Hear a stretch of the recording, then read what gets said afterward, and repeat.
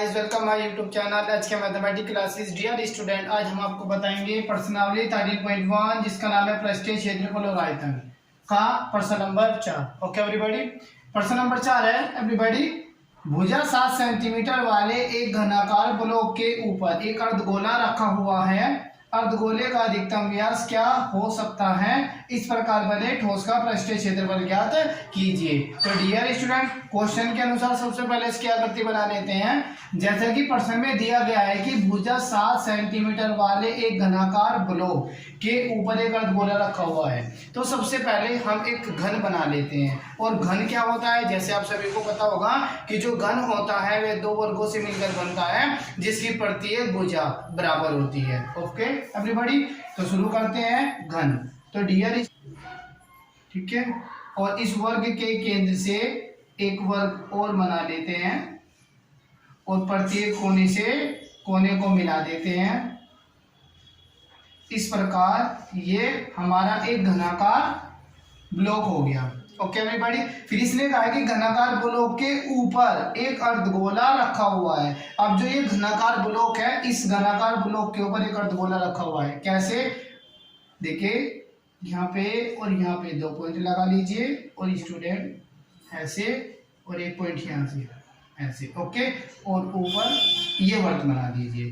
तो ये जो हमारा अर्धगोला है ये घनाकार ब्लॉक के ऊपर रखा हुआ है। ओके डियर स्टूडेंट, फिर आगे बोला गया है क्वेश्चन में अर्धगोले का अधिकतम व्यास क्या हो सकता है। डियर स्टूडेंट, जैसे आप सभी देख रहे हो कि जो हमारा ये अर्धगोला है, ठीक है, इस अर्धगोले का यदि व्यास बनाए तो ये बनता है। और जो ये अर्धगोले का व्यास आपको दिखाई दे रहा है, ये वाला व्यास, ये व्यास घन की एक भुजा के बराबर है। मतलब देखो, घन की भुजा ये हो गई और ये व्यास भी इसके बराबर है। तो जो घन का व्यास होगा वो घन की एक भुजा के बराबर हो जाएगा।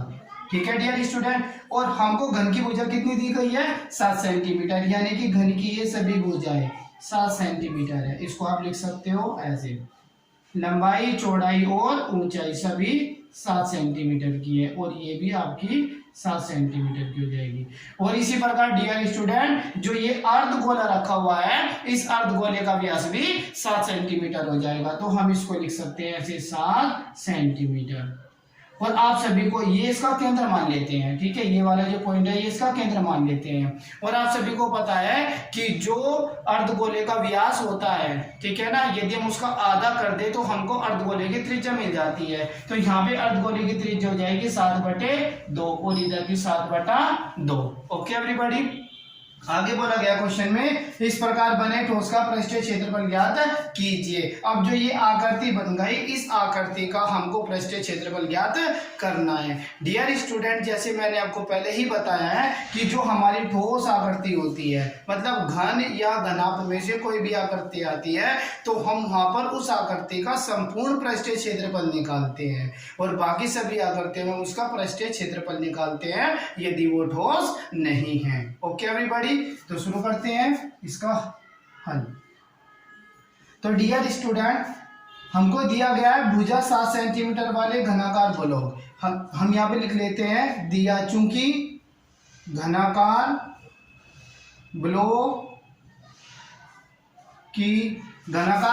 की भुजा बराबर 7 सेंटीमीटर। ओके एवरीबॉडी, और हमको पता है कि जो अर्धगोले का व्यास बनता है वो घन की भुजा के बराबर होता है। तो हम यहाँ पे लिख सकते हैं, जैसे क्वेश्चन में भी पूछा गया था कि अर्धगोले का अधिकतम व्यास क्या हो सकता है। तो हम यहाँ पे लिख सकते हैं अर्धगोले का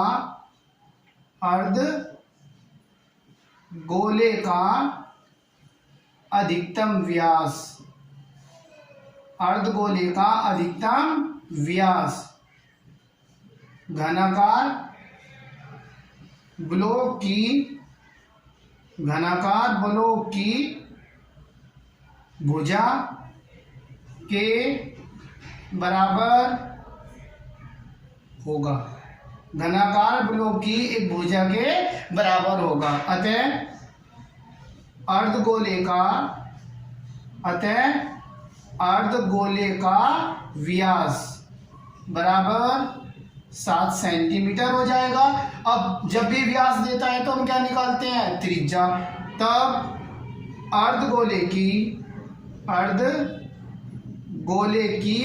त्रिज्या, अर्धगोले की त्रिज्या जिसको हम r कह सकते हैं, r बराबर 7/2 सेंटीमीटर हो जाएगी, क्योंकि जो त्रिज्या होती है वो व्यास की आधी होती है। ओके एवरीबॉडी, अब हम यहाँ पे लिख सकते हैं तब प्राप्त ठोस का पृष्ठीय क्षेत्रफल, प्राप्त ठोस का पृष्ठीय क्षेत्रफल बराबर हो जाएगा, जो घनाकार ब्लॉक है, घनाकार ब्लॉक का तो लगेगा संपूर्ण पृष्ठीय क्षेत्रफल, क्योंकि मैंने पहले ही बताया था कि घन और घनाभ में हमेशा हम संपूर्ण पृष्ठीय क्षेत्रफल लगाएंगे।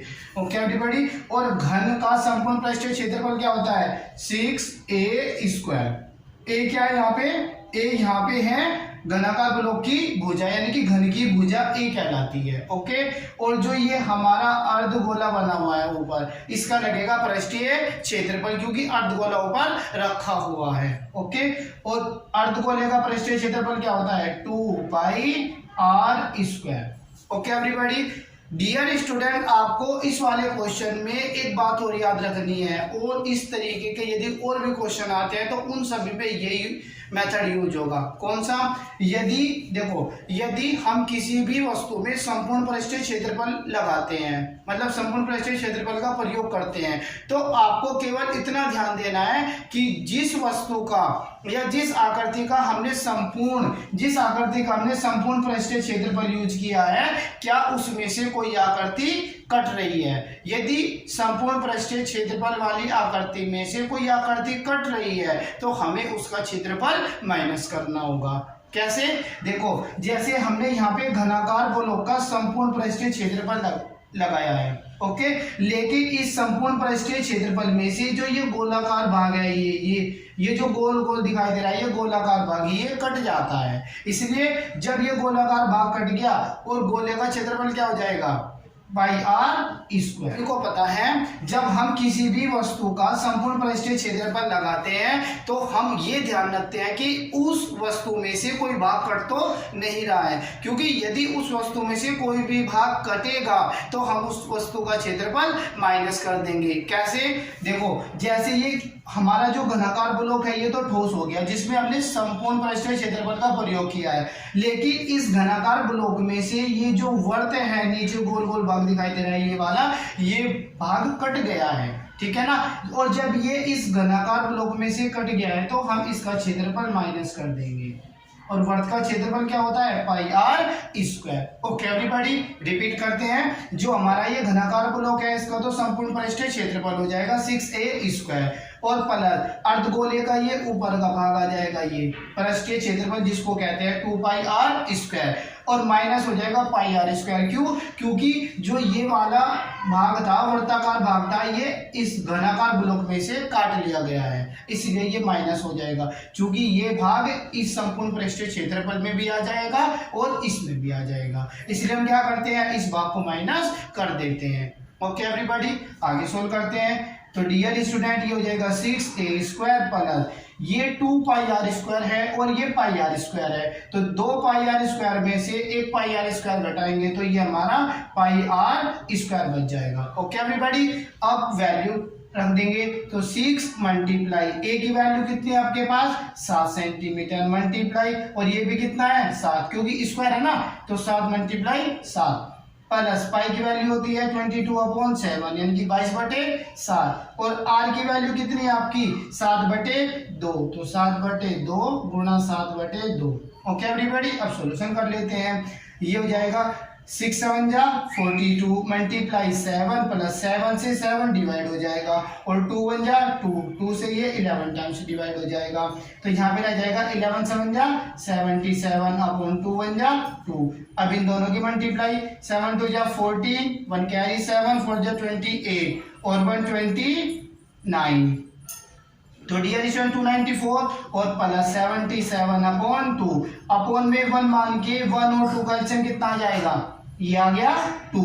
अब 2 की मल्टीप्लाई इसमें 2 4 जा 8, 2 9 जा 18, 18 का 8 1 कैरी, 2 2 जा 4 और 1 5, 588 प्लस 77। ओके एवरीबॉडी, अब इन दोनों को ऐड कर लेते हैं, 8 और 7 15, 5 1 कैरी, 8 7 15 और 1 16, 16 का 6 1 कैरी, 5 और 1 6 अपॉन 2, 2 1 जा 2, 2 3 जा 6, 2 3 जा 6, 2 2 जा 4, कितना रह गया 1 और 2 5 जा 10, तो ये हो जाएगा 332.5 सेंटीमीटर स्क्वायर। ये डियर स्टूडेंट हमारा आंसर आ जाएगा। तो इस ठोस वस्तु का जो क्षेत्रफल है, यानी कि इस घनाकार गोलक का जो पृष्ठीय क्षेत्रफल है वो 332.5 सेंटीमीटर स्क्वायर हो जाएगा। ओके एवरीबॉडी, जैसे हमारा प्रश्न नंबर 5 है, इसमें दिया गया है कि एक घनाकार गोलक के एक फलक को अंदर की ओर से काटकर एक अर्धगोलाकार गड्ढा इस प्रकार बनाया गया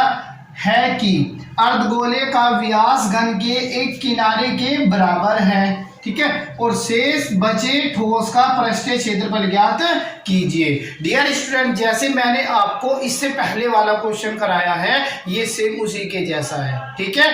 इसमें बोला गया है कि एक घनाकार ब्लॉक, जैसे हमने घनाकार ब्लॉक बनाया था, ठीक है, जैसे इससे पहले वाले क्वेश्चन में घनाकार ब्लॉक बनाया था, ठीक है। घनाकार ब्लॉक कैसे बनता है, दो वर्गों से मिलकर। सपोज करें ये एक वर्ग हो गया और इस वर्ग के केंद्र से एक वर्ग और बना दिया है।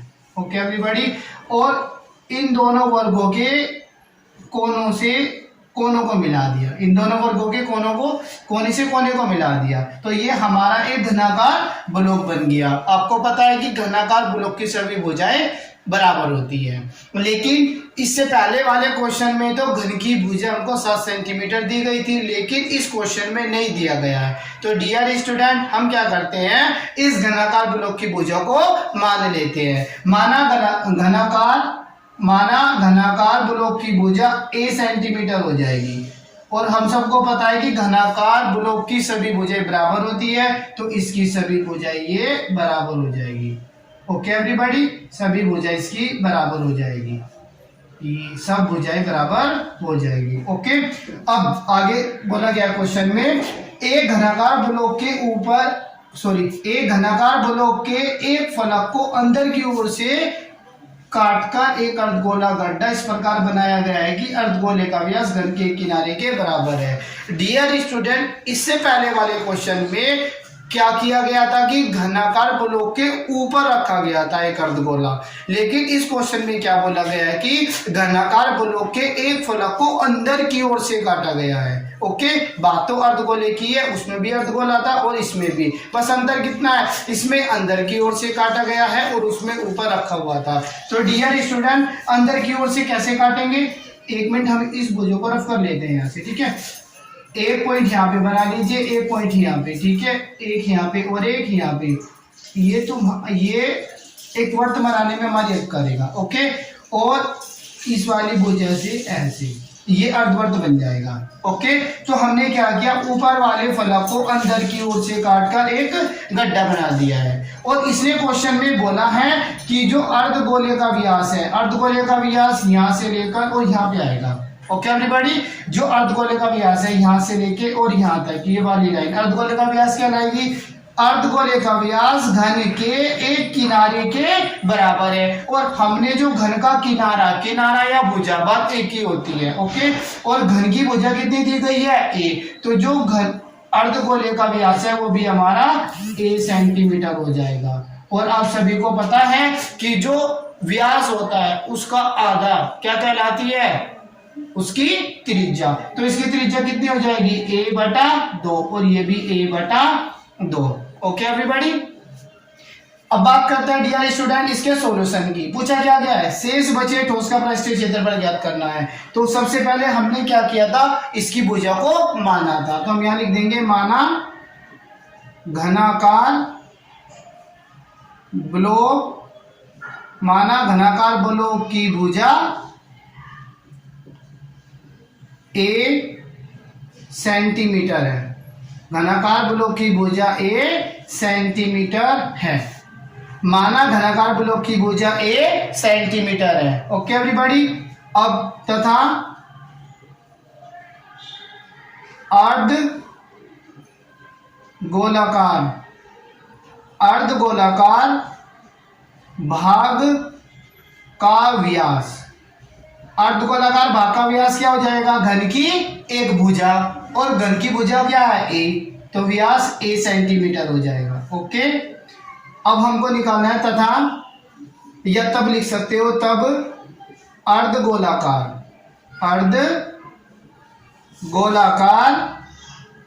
भाग की त्रिज्या, अर्धगोलाकार भाग की त्रिज्या जिसको हम r कह सकते हैं, बराबर कितनी हो जाएगी? a/2 centimetre.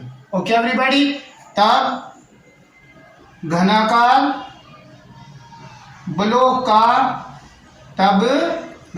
ब्लॉक का पृष्ठीय क्षेत्रफल बराबर हो जाएगा। डियर स्टूडेंट बताइए, जैसे मैंने बताया था इसमें हमारा घन बना हुआ है, और घन में हमेशा हम क्या यूज करते हैं? संपूर्ण पृष्ठीय क्षेत्रफल। ओके, तो उस घन का संपूर्ण पृष्ठीय क्षेत्रफल क्या होता है? 6a²।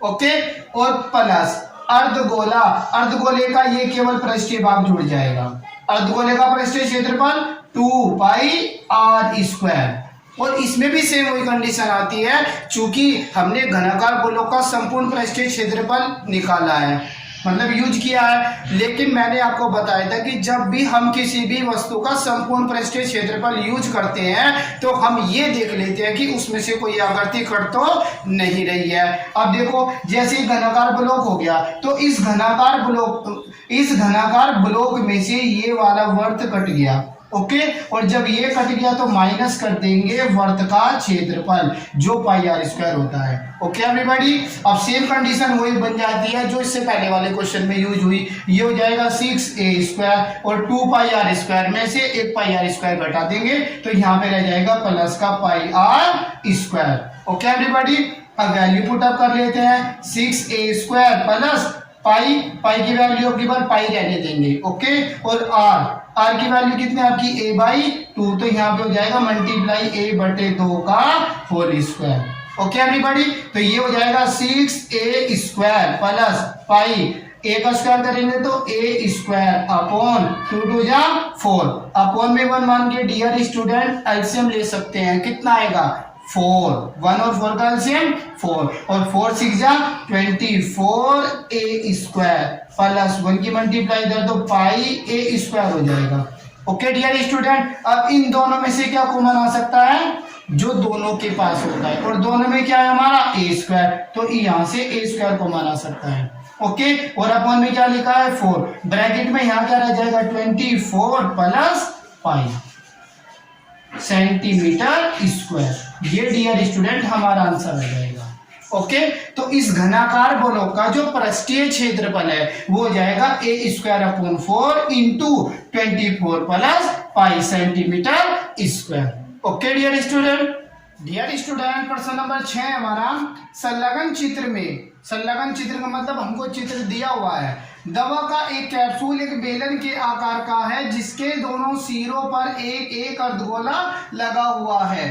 पूरे कैप्सूल की लंबाई 14 मिलीमीटर है और उसका व्यास 5 मिलीमीटर है। इसका पृष्ठीय क्षेत्रफल ज्ञात कीजिए। डियर स्टूडेंट, जैसे आपको इस आकृति में एक कैप्सूल दिया हुआ है, ध्यान रखना जो ये कैप्सूल है ये खोखला कैप्सूल है, इसके अंदर दवाई नहीं है। यदि इसके अंदर दवाई होती तो ये ठोस होता। ठीक है डियर स्टूडेंट, तो ये वाला जो कैप्सूल है वो कैसा है? खोखला। और आप सभी को पता है जो खोखला कैप्सूल होता है, खोखली वस्तु होती है, हम उसमें केवल पृष्ठीय क्षेत्रफल का प्रयोग करते हैं। ओके एवरीबॉडी, अब क्वेश्चन पढ़ते हैं एक बार और आकृति बनाते हैं। संलग्न चित्र में दवा का एक कैप्सूल एक बेलन के आकार का है। जैसे आपको ये बेलन दिखाई दे रहा है, लेकिन बेलन की क्या पहचान होती है? वो ऊपर से भी गोल होता है और नीचे से भी गोल होता है। ओके डियर स्टूडेंट, हम फिर आगे लिखा है जिसके दोनों सिरों पर एक अर्धगोला लगा हुआ है। तो यदि हम यहाँ पे इस वर्त का व्यास खींचते ऐसे, ये व्यास हो जाएगा, तो ये ऊपर क्या हो गया? एक अर्धवर्त इधर हो जाएगा और एक अर्धवर्त इधर हो जाएगा। ओके डियर स्टूडेंट, अर्धगोला लगा हुआ है। पूरे कैप्सूल की लंबाई 14 मिलीमीटर है। 14 मिलीमीटर, यानी कि इस पूरे कैप्सूल की लंबाई हमको 14 मिलीमीटर दी गई है।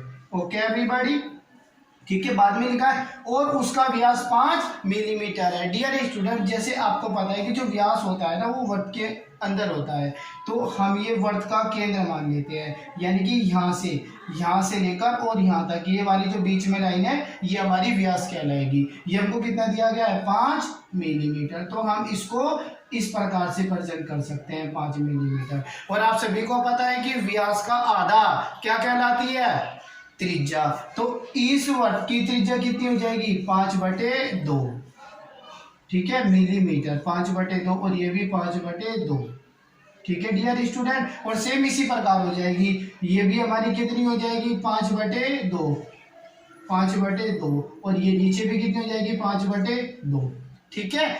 अब बात करते हैं, आगे बढ़ते हैं क्वेश्चन। और उसका व्यास 5 मिलीमीटर है, तो इसका पृष्ठीय क्षेत्रफल ज्ञात कीजिए। तो डियर स्टूडेंट, ये हमको एक कैप्सूल दिया गया था, ठीक है, जिसके दोनों सिरों पर अर्धगोलाकार है, ठीक है ना, मतलब जिसके दोनों सिरे अर्धगोलाकार है, ठीक है ना। डियर स्टूडेंट, ये हमको एक कैप्सूल दिया गया था और इसमें बोला गया था जिसके दोनों सिरों पर एक एक अर्धगोला लगा हुआ है। एक अर्धगोला तो ये हो जाएगा और एक अर्धगोला ये हो जाएगा, ठीक है। और इस अर्धगोले का व्यास कितना दिया गया था, 5 मिलीमीटर। इसका आधा करेंगे 5/2, तो 5/2 पर त्रिज्या हो जाएगी और 5/2 ही नीचे हो जाएगी। 5/2 का मतलब 2.5। ओके एवरीबॉडी, तो हम यहाँ लिख लेते हैं, चूंकि कैप्सूल की लंबाई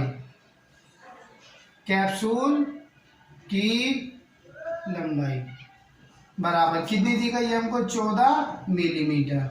ओके डियर स्टूडेंट, यदि आप इसको ध्यान से देखो तो इस आकृति में बीच में तो बेलन बन जाएगा, क्योंकि एक ये भाग गोला हो गया और एक ये भाग गोल हो गया, और जिसके दोनों सिरे गोल होते हैं वो हमारी बेलन कहलाती है। और एक अर्धगोला इधर एक सिरे पर हो जाएगा और दूसरा अर्धगोला उस सिरे पर हो जाएगा, और इसमें 2 अर्धगोले हैं। ओके डियर स्टूडेंट, तो हम क्या करेंगे, पहले बेलनाकार भाग की ऊंचाई निकाल लेते हैं, यानी कि लंबाई निकाल लेते हैं। और हमको पता है कि अर्धगोले में उसकी ऊंचाई का कार्य उसकी त्रिज्या करती है। तो डियर स्टूडेंट, इस अर्धगोलाकार भाग की त्रिज्या कितनी हो जाएगी, 5/2 का मतलब 2.5 होता है, यानी कि 2.5 सेंटीमीटर। और उसी प्रकार इस वाले अर्धगोलाकार भाग की भी लंबाई कितनी हो जाएगी, 2.5 millimetre. Sorry dear student, millimetre है, 2.5 मिलीमीटर, ठीक है। अब यदि आप ध्यान से देखो तो 2.5 मतलब 2.5 मिलीमीटर इधर और 2.5 मिलीमीटर उधर, तो 2.5 और 2.5 कितना हो जाएगा, 5। यानी कि यदि हम पूरी कैप्सूल की लंबाई में से, यानी कि 14 में से, ठीक है, इन दोनों अर्धगोलाकार भाग की लंबाई को घटा दें तो हमारे पास बेलनाकार भाग की लंबाई बच जाएगी। तो 2.5 और 2.5 5, 14 में से 5 घटा के 9, तो 9 मिलीमीटर ये हमारे बेलनाकार भाग की लंबाई बन जाएगी, ठीक है, जिसको हम ऊंचाई भी कह सकते हैं। ओके, अब बात करते हैं, दिया है कैप्सूल की लंबाई बराबर 14 मिलीमीटर, ठीक है, तथा बेलनाकार भाग की लंबाई, इसको हम h से ही प्रेजेंट करेंगे डियर स्टूडेंट। ओके, h बराबर कितनी हो जाएगी, 14 - 5 बराबर 9 मिलीमीटर। बेलनाकार भाग की लंबाई 5 मिलीमीटर तथा बेलनाकार भाग की त्रिज्या बराबर कितनी, बेलनाकार भाग की त्रिज्या तो 5/2 ही हो जाएगी, 5/2 मिलीमीटर या 2.5 मिलीमीटर लिख सकते हो। ओके, तथा अब ले लेते हैं अर्धगोलाकार भाग का व्यास। अर्धगोलाकार भाग का व्यास कितना दिया गया था हमको, 5 मिलीमीटर, और व्यास का आधा करेंगे तो उसकी त्रिज्या मिल जाएगी। तो यहाँ पे हो जाएगा तब अर्धगोलाकार भाग की त्रिज्या बराबर ये भी 5/2 मिलीमीटर, क्योंकि व्यास का आधा हो जाएगा। और डियर स्टूडेंट, आधा करने के लिए उस संख्या को 2 से विभाजित कर देते हैं। किसी भी संख्या का आधा करने के लिए उसको 2 से भाग कर देते हैं। ओके डियर स्टूडेंट, अब हमारे पास सभी आकृति की वैल्यू आ गई। तब हम लिख सकते हैं, तब कैप्सूल का पृष्ठीय क्षेत्रफल बराबर। अब डियर स्टूडेंट, इस आकृति में 3 आकृति बनी हुई है, जिसमें से 2 आकृति तो सेम है जिनको हम अर्धगोला कहेंगे, और एक बना हुआ है बेलन। मैंने आपको बताया था कि यदि हमारी आकृति के ऊपर या आकृति के नीचे आकृति बनी हुई है तो हम सभी उनका पृष्ठीय क्षेत्रफल जोड़ देंगे, मतलब उन सभी आकृतियों का क्षेत्रफल जोड़ देंगे। यदि वस्तु खोखली है तो पृष्ठीय लगा लेंगे, और यदि वस्तु ठोस है तो संपूर्ण लगा लेंगे। तो डियर स्टूडेंट, जैसे ये हमारा दवा का एक कैप्सूल था जो खोखला था, ठीक है, तो हम यहाँ पे इन तीनों आकृति का पृष्ठीय क्षेत्रफल यूज कर लेंगे। अब आपको पता है कि अर्धगोले का पृष्ठीय क्षेत्रफल क्या होता है, 2πr²। ओके, और बेलन का पृष्ठीय क्षेत्रफल क्या होता है, अर्धगोले का पृष्ठीय क्षेत्रफल होता है 2πr², ठीक है ना। लेकिन हमारे पास कितने अर्धगोले हैं, 2, तो इसमें 2 की मल्टीप्लाई और कर देना, तो ये हो जाएगा 2 × 2πr²। डियर स्टूडेंट, ये वाला 2 कहाँ से आया, क्योंकि हमारे पास दोनों सिरों पर अर्धगोले हैं, एक इस सिरे पर और एक इस सिरे पर, हमारे पास 2 अर्धगोले हो गए, इसलिए 2 आया।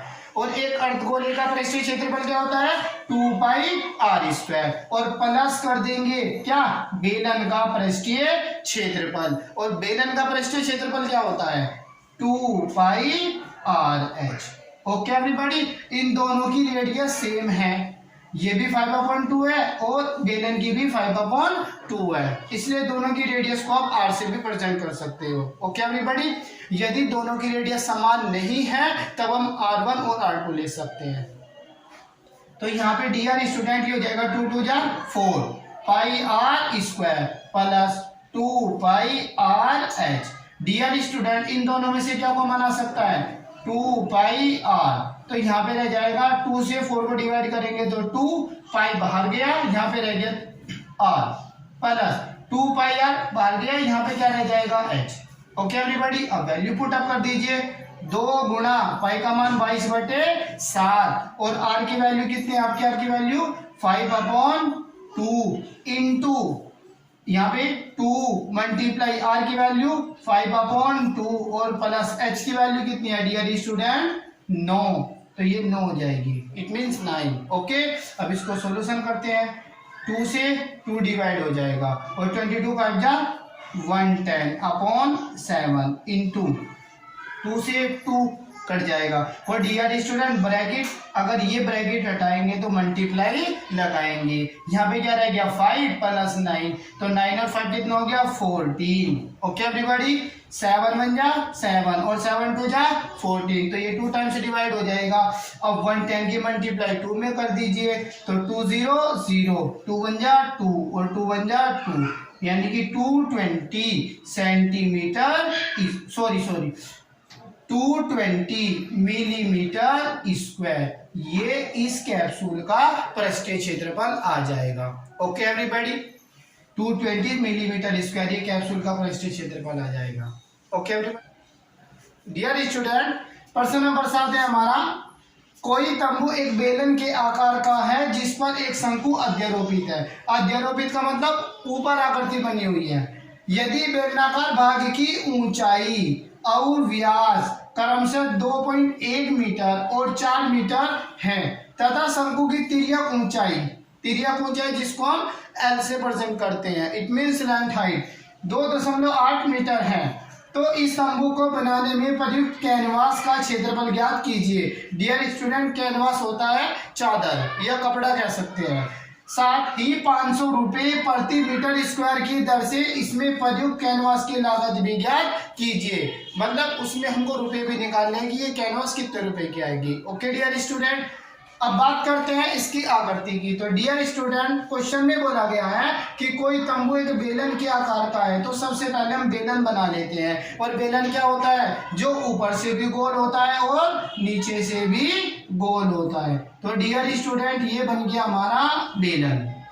ओके, और आगे लिखा है जिस पर एक शंकु अध्यारोपित है, मतलब इसके ऊपर एक शंकु बना हुआ है, ऐसे कोने से कोने को मिला देंगे। ठीक है डियर स्टूडेंट। यदि बेलनाकार भाग की ऊंचाई, बेलनाकार भाग ये हो गया डियर स्टूडेंट हमारा, ओके।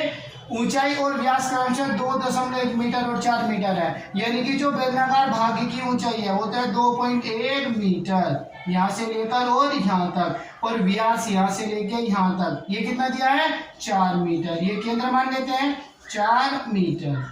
Okay everybody. और व्यास का आधा क्या कहलाती है, उसकी त्रिज्या, तो त्रिज्या कितनी हो जाएगी 2 मीटर। तो डियर स्टूडेंट 2 मीटर ये त्रिज्या हो जाएगी। ऊपर भी सेम ये हो जाएगा व्यास, ये केंद्र मान लेते हैं 4 दिया है तो 2 मीटर ये रेडियस हो जाएगी और 2 मीटर इधर रेडियस हो जाएगी। Okay everybody. फिर आगे दिया है तथा शंकु की तिर्यक ऊंचाई 2.8 मीटर है। डियर स्टूडेंट तिर्यक ऊंचाई ये वाली रेखा होती है, लाइन सेगमेंट होती है 2.8 मीटर यहाँ से लेकर और यहाँ तक। Okay everybody. तो इस तंबू को बनाने में प्रयुक्त कैनवास का क्षेत्रफल ज्ञात कीजिए। ठीक है डियर स्टूडेंट, यानी कि क्षेत्रफल बोला है, इसमें भी हम पृष्ठीय क्षेत्रफल निकालेंगे। क्यों? क्योंकि डियर स्टूडेंट जो कैनवास होती है, ठीक है ना, उसको हम ऊपर से ढकेंगे तो ये केवल उसका बाहरी भाग को ढकेगा, आंतरिक भाग को नहीं ढकेगा। ओके डियर स्टूडेंट, तो हम क्या करेंगे, इस तंबू का पृष्ठीय क्षेत्रफल ज्ञात करेंगे। और जैसे आप सभी को पता है कि यदि आकृति के ऊपर आकृति बनी हुई है तो हम उन दोनों वस्तुओं का क्षेत्रफल या उन दोनों आकृतियों का क्षेत्रफल जोड़ देते हैं। तो डियर स्टूडेंट इसको हल करने के लिए बेलन का पृष्ठीय क्षेत्रफल और शंकु का पृष्ठीय क्षेत्रफल दोनों को ऐड करके हमारा आंसर आएगा। ओके एवरीबॉडी, तो शुरू करते हैं हल। तो डियर स्टूडेंट हमको दिया गया है चूंकि बेलनाकार भाग की ऊंचाई, बेलनाकार भाग की ऊंचाई जिसको हम h से प्रेजेंट कर सकते हैं, कितनी है हमारे पास 2.1 मीटर, तथा बेलनाकार भाग का व्यास, बेलनाकार भाग का व्यास कितना दिया गया हमको 4 मीटर, तब बेलनाकार भाग की त्रिज्या जिसको हम r से प्रेजेंट कर सकते हैं कितनी हो जाएगी डियर स्टूडेंट, व्यास का आधा, यानी कि 4/2, तो 2 से काट लेंगे 2 2 जा 4, 2 मीटर, ये त्रिज्या हो जाएगी 2 मीटर। तथा शंक्वाकार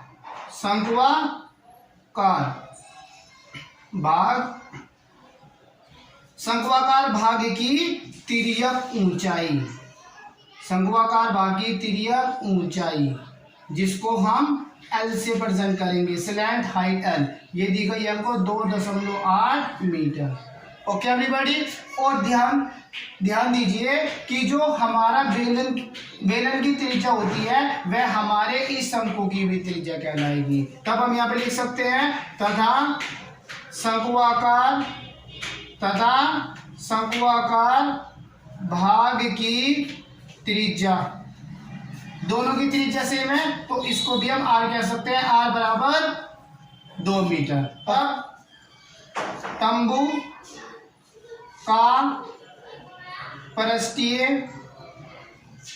का पृष्ठीय क्षेत्रफल बराबर हो जाएगा हमारा कितना, शंक्वाकार भाग का पृष्ठीय क्षेत्रफल, और शंकु का पृष्ठीय क्षेत्रफल क्या होता है पाई r l प्लस, और बेलन का पृष्ठीय क्षेत्रफल 2 पाई r h।